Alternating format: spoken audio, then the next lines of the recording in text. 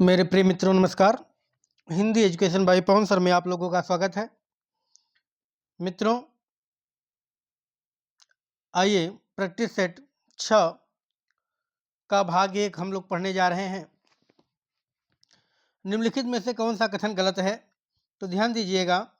कुंडलिया छंद सोरठा और रोला के मेल से बनता है, यही बिल्कुल गलत है, अर्थात ए नंबर हमारा सही हो जाएगा। क्योंकि कुंडलिया में हमने बताया है कि कुदोरो कुदोरो जो है अर्थात दोहा और रोला से बनता है, न कि सोरठा से। तो सोरठा से नहीं बनता, दोहा और रोला से। अगला भी अध्ययन कर लेते हैं। दोहा छंद के विषम चरण में 13 और सम चरण में 11 मात्राएं होती हैं। तो विषम चरण मतलब पहले और तीसरे में ध्यान दीजिएगा 13-13 और दूसरे और चौथे में 11-11 मात्राएं होती हैं, बिल्कुल सही है। द्रुत लंबित छंद में प्रत्येक चरण में 12 वर्ण तथा न भ भ र अर्थात नगण भगड़ भगड़ और रगड़ का क्रम होता है, बिल्कुल सही है। द्रुत लंबित में गीतिका छंद के प्रत्येक चरण में 26 मात्राएं होती हैं, यह भी बिल्कुल सही है। गीतिका में 26 होती हैं। ध्यान दीजिएगा। अगला गमिष्यत धातु में कौन सा काल है? तो गमिष्यत धातु में भविष्य काल है। गमिष्यत गमिष्यता गमिष्यंत रूप चलता है। गमिष्यस गमिष्यता गमिष्यत गमिष्याम गमिष्याव गमिष्यामः। अगला क्वेश्चन है श्रीहर्ष का ग्रंथ है, तो श्रीहर्ष का ग्रंथ है नैषध काव्य। नैषधीय चरितम श्रीहर्ष का ध्यान दीजिए ग्रंथ है। नैषध काव्य यहाँ लिखा गया, तो यही सही हो जाएगा, बी नंबर हमारा सही हो जाएगा। अगला क्वेश्चन निम्नलिखित में से रासो काव्य का मूल वर्ण विषय वीर रस न होकर के श्रृंगार, किस रासो काव्य का जो मूल वर्ण विषय है वीर रस नहीं है बल्कि श्रृंगार रस है? तो ध्यान दीजिएगा बीसल देवरासो का। बीसल देवरासो में जो इसका विषय है वो श्रृंगार रस है। अगला क्वेश्चन 8 भागों में प्रेमचंद की कहानियां किस नाम से संकलित हैं भैया? तो प्रेमचंद की कहानियां जो हैं ए नंबर हमारा सही हो जाएगा, मानसरोवर नाम से ध्यान दीजिएगा संग्रहित हैं। मानसरोवर जो है प्रेमचंद का एक महान पुस्तक है जिसमें उसमें 8 भागों में प्रेमचंद की कहानियां लिखित गई हैं। अगला क्वेश्चन निम्नलिखित आत्मकथात्मक रचनाओं को उनके रचनाकारों के साथ मिलान करना है। आत्मकथाएं ध्यान दीजिएगा। जूठन ओम प्रकाश वाल्मीकि की आत्मकथा है। जूठन अपने अपने पिंजरे मोहनदास नैमिषराय की आत्मकथा है। और अर्धकथा डॉक्टर नगेंद्र की आत्मकथा है। और अपनी धरती अपने लोग डॉक्टर रामविलास शर्मा की आत्मकथा है। तो कौन सा सही हो जाएगा? डी नंबर सही हो जाएगा। अगला क्वेश्चन देखें। निराला के जीवन पर 3 खंडों में जीवनी लिखने वाले रचनाकार हैं, तो कौन है रचनाकार? ध्यान दीजिए रामविलास शर्मा जी हैं। निराला की साहित्य साधना 3 खंडों में लिखी गई है, जो रामविलास शर्मा जी ने लिखा है। अगला क्वेश्चन है मूल संस्कृत शब्दों में ध्वन्यात्मक परिवर्तन से बने शब्द कहलाते हैं, क्या कहलाते हैं? तो तद्भव शब्द कहलाते हैं। क्या कहलाते हैं भैया? देखें तद्भव शब्द कहलाते हैं। तद्भव अर्थात बी नंबर हमारा सही हो जाएगा। अगला क्वेश्चन हिंदी साहित्य के इतिहास को व्यवस्थित रूप देने का श्रेय किसको है? तो व्यवस्थित रूप हिंदी साहित्य के इतिहास को दिया किसने? रामचंद्र शुक्ल जी ने। हिंदी साहित्य का इतिहास 1929 में जो लिखा गया रामचंद्र शुक्ल के द्वारा, तो इसमें सबसे अच्छा इतिहास माना जाता है हिंदी साहित्य का इतिहास। अगला क्वेश्चन है बाढ़ नहीं आती तो फसल अच्छी होती, इसमें कौन सा वाक्य है? तो कौन सा संकेतवाचक वाक्य है? ध्यान रखिएगा बी नंबर हमारा सही हो जाएगा, क्योंकि संकेत कर रहा है बाढ़ नहीं आती तो फसल अच्छी होती। अगला क्वेश्चन भाई के आते ही वह चला गया, वाक्य प्रकार बताइए। तो भाई के आते ही वह चला गया, जिसमें मात्र एक संज्ञा हो तो उसी पर वाक्य आधारित हो तो ध्यान दीजिएगा सरल वाक्य होता है। क्या होता है? सरल वाक्य। अगला क्वेश्चन, किस अर्ध सममात्रिक छंद के विषम पदों में 11-11 तथा सम पदों में 13-13 मात्राएं होती हैं? तो अभी बताया गया कि विषम पदों में 11-11 और सम पदों में 13-13 मात्राएं होती हैं। भैया यह है सोरठा। सोरठा का उल्टा दोहा हो जाता है। तो इसमें विषम पद अर्थात पहले और तीसरे में 11-11 और दूसरे और चौथे में 13-13 मात्राएं होती हैं सोरठा में, और इसी का जस्ट उल्टा हो जाता है। तो पहले और तीसरे में उसमें 13-13 और दूसरे और चौथे में 11-11 मात्राएं हो जाती हैं, अर्थात सोरठा का उल्टा क्या हो जाता है? दोहा।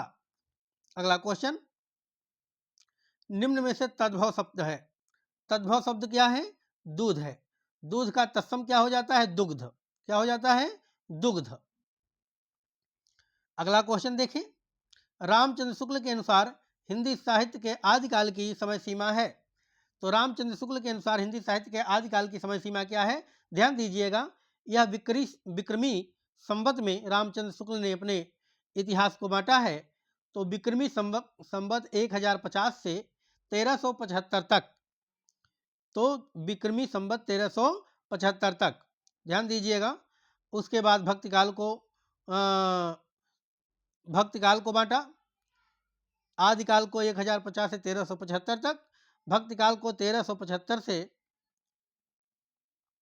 1700 तक, और रीतकाल को 1700 से 1900 तक, और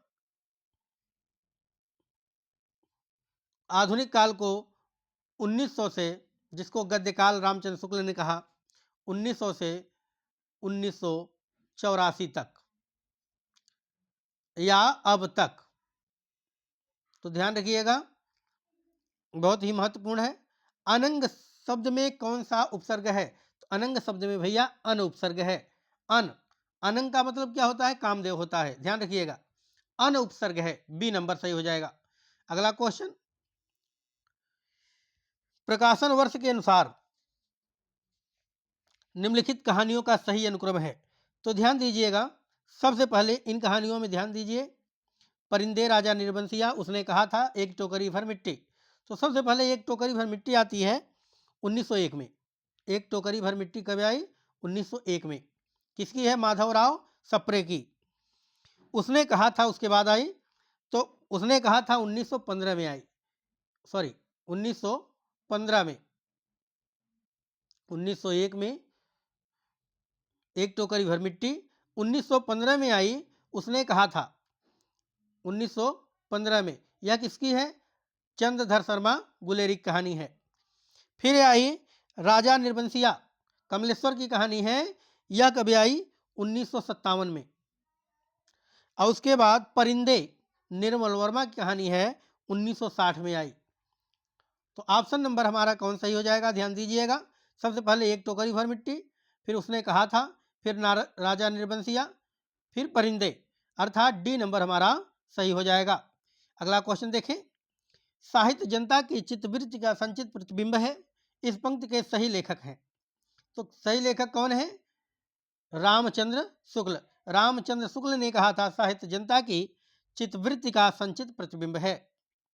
अगला क्वेश्चन देखें, निम्नलिखित में से संधि का उदाहरण नहीं है। व्यंजन संधि का उदाहरण नहीं है। ध्यान दीजिए भैया, तो वांग्मय, वाक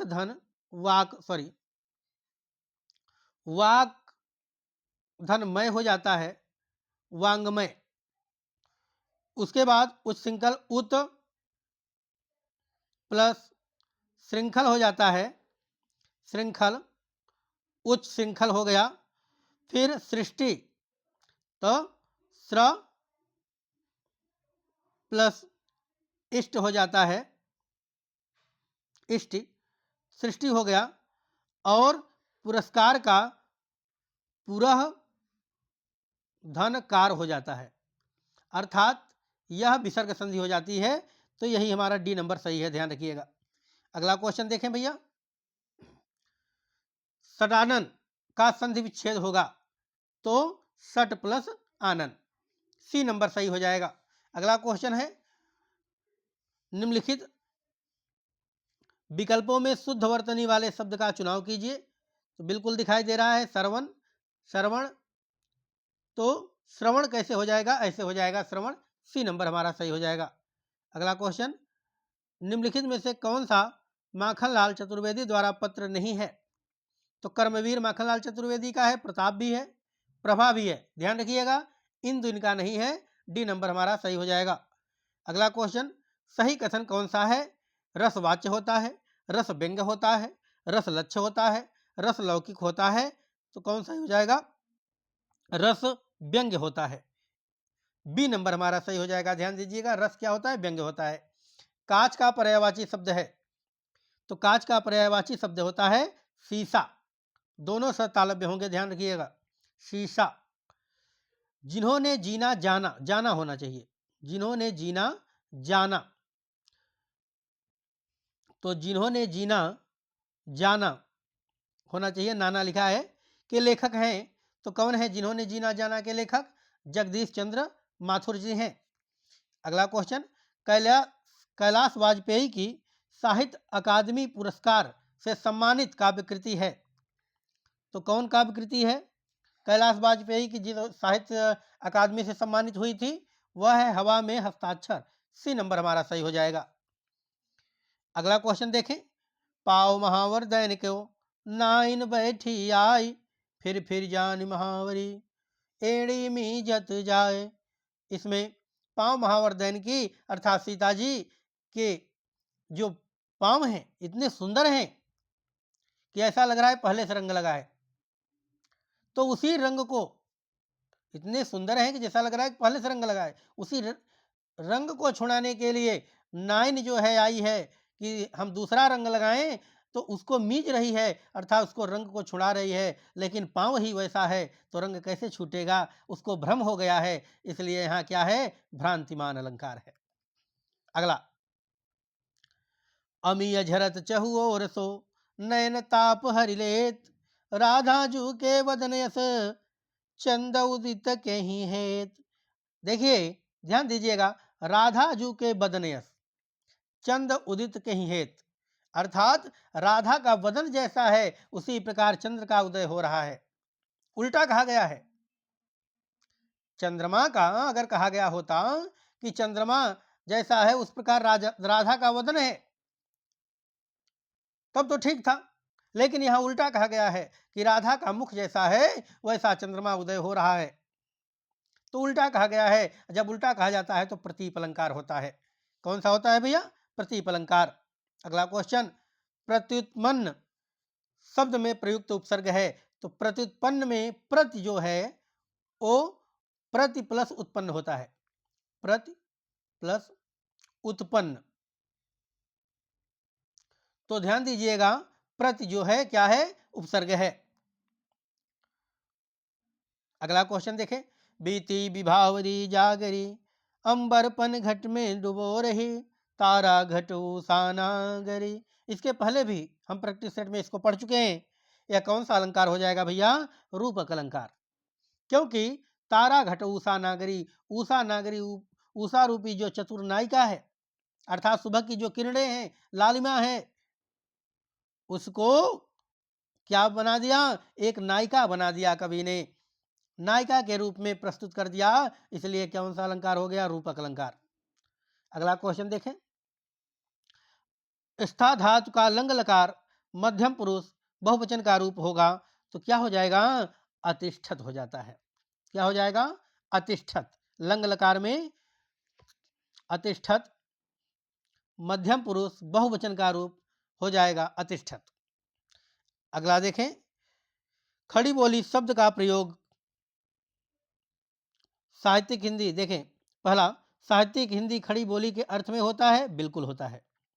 दिल्ली मेरठ के आसपास लोक बोली के अर्थ में होता है, बिल्कुल होता है, क्योंकि दिल्ली मेरठ बिजनौर ये सब साहित्यिक खड़ी बोली के हैं, ये गढ़ हैं। अगला, खड़ी बोली का उद्भव सौरसेनी अपभ्रंश के उत्तरी रूप से हुआ, ये भी बिल्कुल सही है। खड़ी बोली में लोकप्रिय साहित्य बिल्कुल नहीं है, ये गलत है। बिल्कुल है खड़ी बोली में लोकप्रिय साहित्य, अर्थात 1, 2, 3 अर्थात सी नंबर हमारा सही हो जाएगा, ध्यान रखिएगा। अगला क्वेश्चन है, कौन से वर्ग में तालव्य वर्ण है? कौन से वर्ग में तालव्य वर्ण है? तालव्य वर्ण पूछा गया है, तो ध्यान दीजिएगा, च, छ, ज, झ, य ये तालव्य वर्ण होते हैं। स ये भी तालव्य वर्ण है, ये ध्यान रखिएगा। छोटी य, श और च ये सब तालव्य वर्ण है, बी नंबर हमारा सही हो जाएगा। अगला क्वेश्चन, संस्कृत के किस कवि ने एको रसः करुण एव कहकर करुण रस को रसराज घोषित किया? रसराज घोषित किया है किसने? तो ध्यान दीजिएगा भैया, भवभूत ने। भवभूत की रचना उत्तर रामचरितम जो है वह करुण रस पर आधारित है, और एक सबसे महान रस माना है इन्होंने करुण रस। एको रसः करुण एव अर्थात किसने कहा? भवभूत जी ने, बी नंबर सही हो जाएगा। अगला क्वेश्चन, संसद से सड़क तक किसने लिखा? तो संसद से सड़क तक ध्यान दीजिएगा, सुदामा पांडे धूमिल ने लिखा। इनका पूरा नाम सुदामा पांडे है और धूमिल के नाम से जाने जाते हैं। किसके नाम से? धूमिल के नाम से जाने जाते हैं। अगला क्वेश्चन, विभक्ति सूचक प्रत्यय को कहते हैं, क्या कहते हैं? सुप प्रत्यय कहते हैं, ध्यान रखिएगा। विभक्ति सूचक प्रत्यय को सुप कहते हैं। अगला क्वेश्चन, महाप्राण महाप्राण व्यंजन होता है प्रत्येक वर्ग का। देखें, महाप्राण व्यंजन होता है प्रत्येक वर्ग का, पहला और दूसरा, तीसरा और पांचवा, दूसरा और तीसरा, दूसरा और चौथा। तो ध्यान दीजिएगा, जिसमें ज़्यादा वायु हमारे अंतः से निकलती है उसमें महाप्राण होता है। जैसे क में कम निकली, ख ख कहा तो ज़्यादा निकल, तो ख हो गया, ये दूसरा हो गया। और उसके बाद फिर ग में कम वायु निकली मुंह से, घ में ज़्यादा निकलती है तो चौथा हो गया घ। फिर अंग में कम निकली तो ये चौथा हो गया। तो ध्यान रखिएगा, कौन? दूसरा और चौथा हुआ, तो दूसरा और चौथा हुआ तो कौन सा हो गया? डी नंबर हमारा सही हो जाएगा, दूसरा और चौथा। ऐसा लगा मानो बम फटा हो, वाक्य में कौन सा अव्यय है? तो ऐसा लगा मानो बम फटा हो, तो ध्यान दीजिएगा, स्वरूप बोधक अव्यय है। ऐसा स्वरूप लगा मानो बम फटा हो। अगला क्वेश्चन देखें, जिस तरह हम बोलते हैं, बहुत ही सुंदर ये रचना है और कई बार आ चुकी भी है।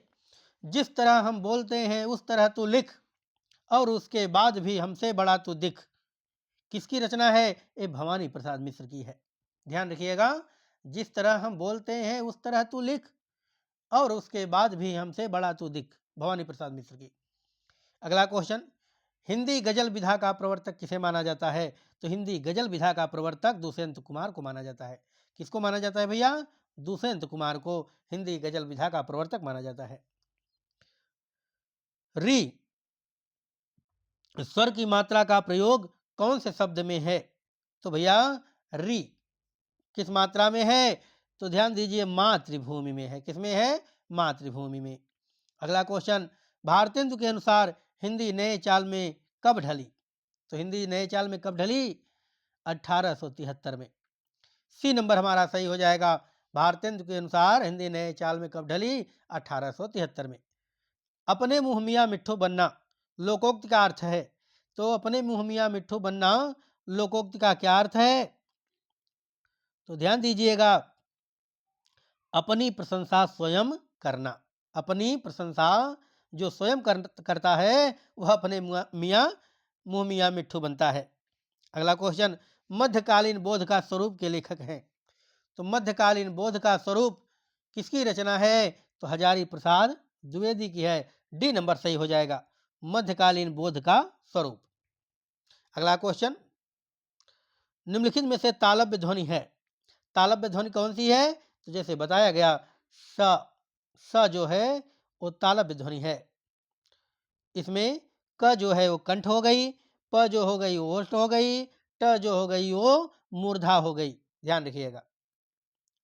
सिद्ध कवियों द्वारा प्रयुक्त भाषा को कहा जाता है, सिद्ध कवियों द्वारा प्रयुक्त भाषा को संध्या भाषा कहा जाता है। संध्या और शुद्ध नाम क्या है? संध्या है। चाहे संध्या लिखा हो या संध्या लिखा हो, आपको लगाना है संध्या या संध्या, दोनों में से एक ही लिखे होंगे। अगर दोनों लिखे होंगे तो आपको संध्या ही लगाना है। अगला क्वेश्चन, निम्न कृतियों में से कौन सी भारतेंदु हरिश्चंद्र की काव्य कृति नहीं है? कौन सी भारतेंदु हरिश्चंद्र की काव्य कृति नहीं है? तो ध्यान दीजिएगा। प्रेम मल्लिका, प्रेम फुलवारी, प्रेम सरोवर, प्रेम पुष्पावली। तो प्रेम पुष्पावली इनकी नहीं है। डी नंबर सही हो जाएगा। प्रेम पुष्पावली इनकी नहीं है। बाकी ये तीनों इनकी रचनाएं हैं भारतेंदु हरिश्चंद्र की। अगला क्वेश्चन देखें। छात्र ने 2 पुस्तकें खरीदी में सही संस्कृत अनुवाद है। छात्र ने 2 पुस्तकें खरीदी, तो क्या हो जाएगा? छात्र 2 पुस्तकों क्रीटः, क्रीटः, छात्र 2 पुस्तकों क्रीटः हो जाएगा। सी नंबर हमारा सही हो जाएगा। अगला क्वेश्चन, निम्नलिखित में से शिक्षण कौशल नहीं है। क्या नहीं है शिक्षण कौशल? स्मरण करना, वास्तविक जीवन की स्थितियों में संबंध करना, प्रतिक्रिया प्रकट करना, पाठ योजना। तो ध्यान दीजिएगा, स्मरण करना शिक्षण कौशल में नहीं आता है। स्मरण करना शिक्षण कौशल में नहीं आता है। बाकी तीनों आते हैं। पाठ योजना भी बनाना आता है, प्रतिक्रिया प्रकट करना भी आता है, वास्तविक जीवन की स्थितियों को संबंध करना भी आता है। अगला क्वेश्चन देखें।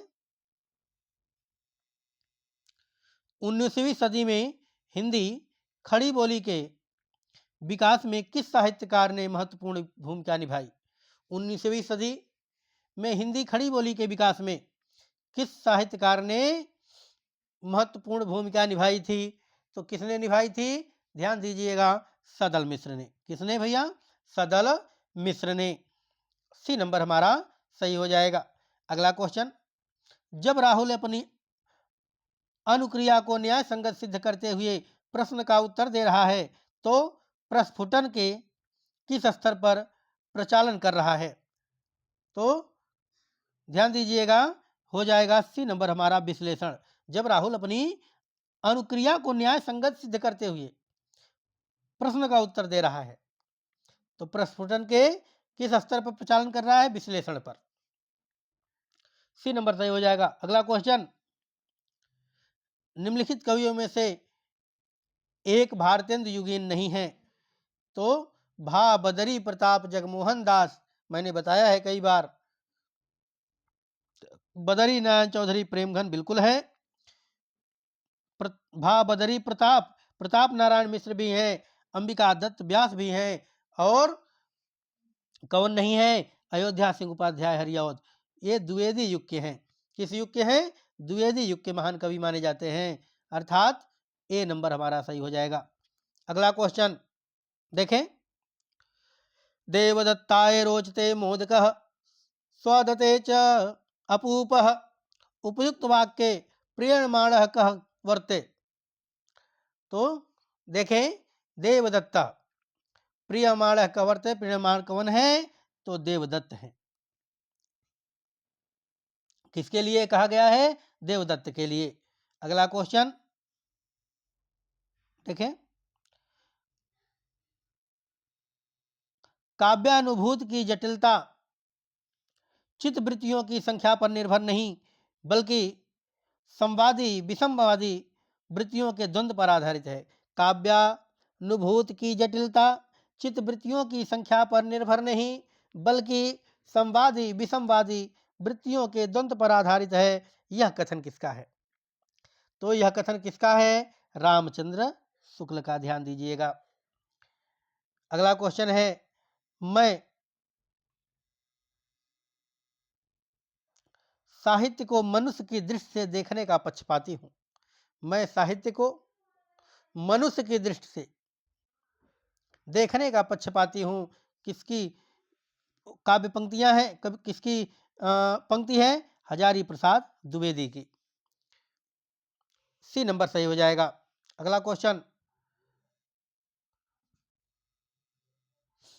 उद्यानम गत्वा अधिकारिणम पृष्ट्वा वृक्षम वृक्षम वचिनोति फलानि इत्यस्मिन् वाक्ये अकथितम कर्म किम अस्ति? अकथित कर्म क्या है?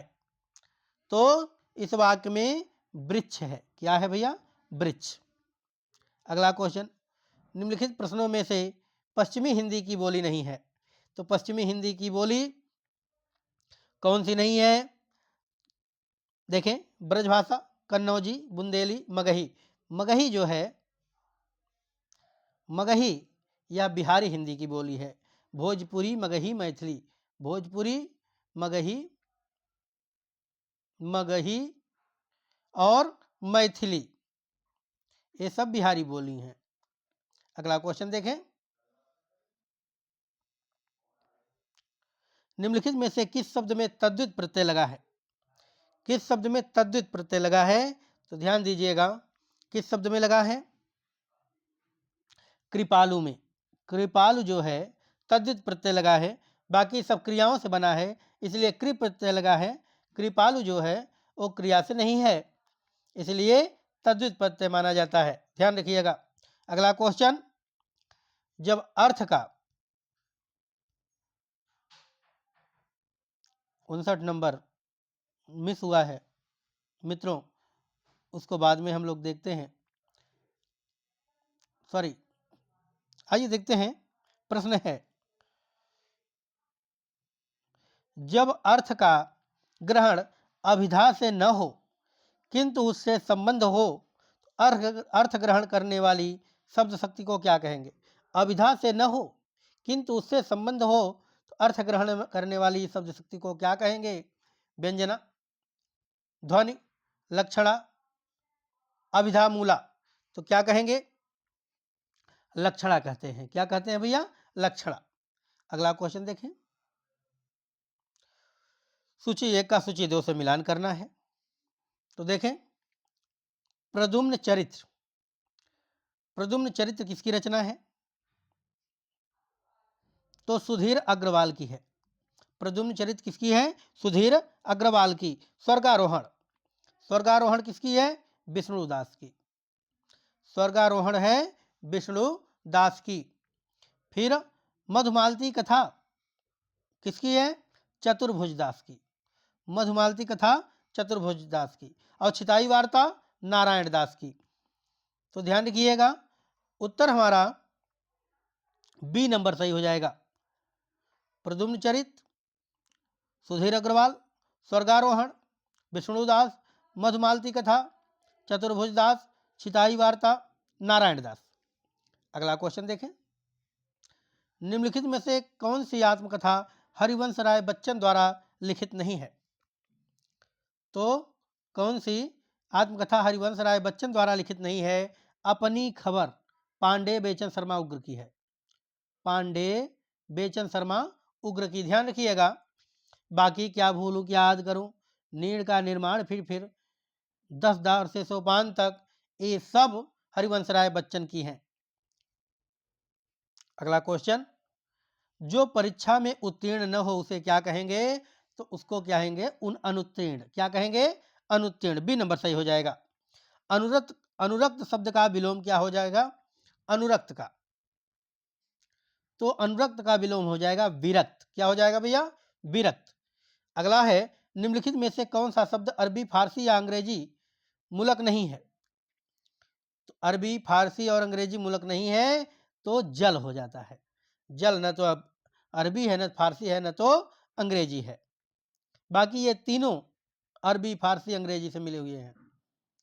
अगला क्वेश्चन, जिसके पास कुछ न हो उसके लिए एक शब्द क्या होगा? तो जिसके पास कुछ न हो उसको अकिंचन कहते हैं। क्या कहते हैं? अकिंचन। अगला क्वेश्चन, निम्नलिखित में से कौन सा शब्द कमल का पर्यायवाची नहीं है? तो सरोज, जय माने जन्म लेना, सर माने पानी। जलद, जलद बादल का है, जलद बादल का है। ध्यान दीजिएगा, अगर द जुड़ा है लास्ट में तो बादल हो जाएगा, ज जुड़ा है तो कमल हो जाएगा, और धी जुड़ा है तो समुद्र हो जाएगा। ध्यान रखिएगा, जलद शब्द हो जाएगा। बाकी पंकज भी, जलजात भी, ये सब कमल के हैं। कृतज्ञ का विलोम शब्द क्या होगा? कृतज्ञ का विलोम कृतघ्न हो जाता है। क्या हो जाता है? कृतघ्न।